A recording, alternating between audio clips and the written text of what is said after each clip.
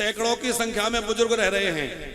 दंपत्ति दोनों पति पत्नी दोनों रहते हैं, उनको एक कमरा दे दिया जाता है, बड़े आराम से उस कमरे में वो रहते हैं। उनके भोजन की व्यवस्था, उनके देखभाल की, उनके इलाज की व्यवस्था, यदि वो बीमार हो जाए तो हॉस्पिटल ले जाना, तो उनकी सब सुविधाओं का भी वहां ध्यान रखा जा रहा है। साथ में उनको प्रातः काल से लेकर के रात्रि तक पूरा भजन संग संकीर्तन, पूरा आध्यात्मिक वातावरण बढ़िया दिया जा रहा है। और ऐसे बुजुर्गों को भी जिनने घर त्याग दिया है या जिनके घर वालों ने उनको छोड़ दिया है, उनको भी वहां स्थान दिया जाता है। तमाम ऐसे बुजुर्ग मीणाजी समाज में हैं कि बच्चों ने धोखे से संपत्ति नाम करा ली। बोला माताजी आपको पेंशन मिलेगी, यहाँ हस्ताक्षर कर दो या अंगूठा लगा दो।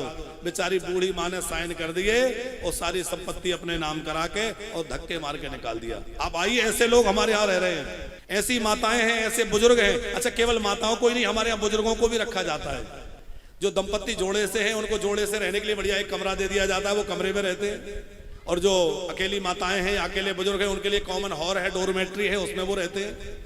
तो जो निराश्रित हैं उनका पूरा निःशुल्क सेवा होती है। और जो थोड़ा सक्षम है, अपना कमरा, अपने कमरे का निर्माण राशि जो लगती है, निर्माण का जो लागत मूल्य है वो जमा करते हैं, उनको एक कमरा दे दिया जाता है और उसमें रह के वो भजन करते हैं। तो उनकी देखभाल, उनकी भक्ति भजन की पूरी व्यवस्था वहां होती है।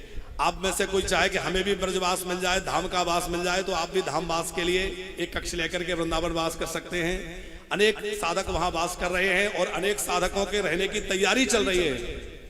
अनेक सेवा के कार्य चल रहे हैं, लगातार साधु सेवा वहां होती है। हमें लगता है वृंदावन में रह रहे हैं तो भैया कुछ करें, अपने लिए तो दुनिया करती है, पर जो कथाओं से मिले, जहां तहां से मिले, ले जाकर के संतों को जमाना और साधु सेवा करना, ये भगवान की कृपा से बीड़ा उठाया है।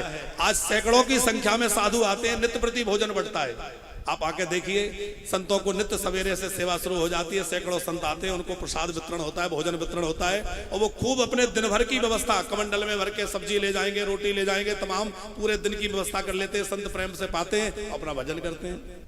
ब्राह्मण बालक जो आसपास रह के पढ़ाई कर रहे हैं, कमरा लेकर के, उनके भोजन की व्यवस्था आश्रम में रखी है। वो आकर के भोजन करें, आराम से भोजन यहाँ करें, पढ़ाई करें अपना।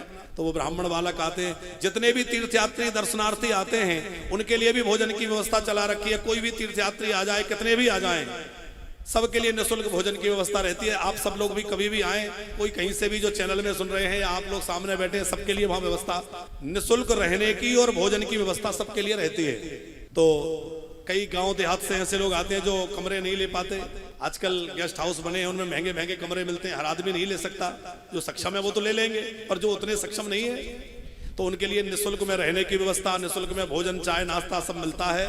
और भगवत कृपा से ये सब सेवा वृंदावन में ठाकुर जी करा रहे हैं। अब वृंदावन वास मिला है तो केवल अपने वास न करें, बल्कि और भी लोगों को ब्रजवास कराएं। इसलिए हम लगे हुए हैं कि भैया ज्यादा से ज्यादा लोगों का ब्रजवास हो, ज्यादा से ज्यादा लोगों की सेवा हो। और सेवा के कार्य वहां चल रहे हैं, गौ सेवा का कार्य भी चल रहा है।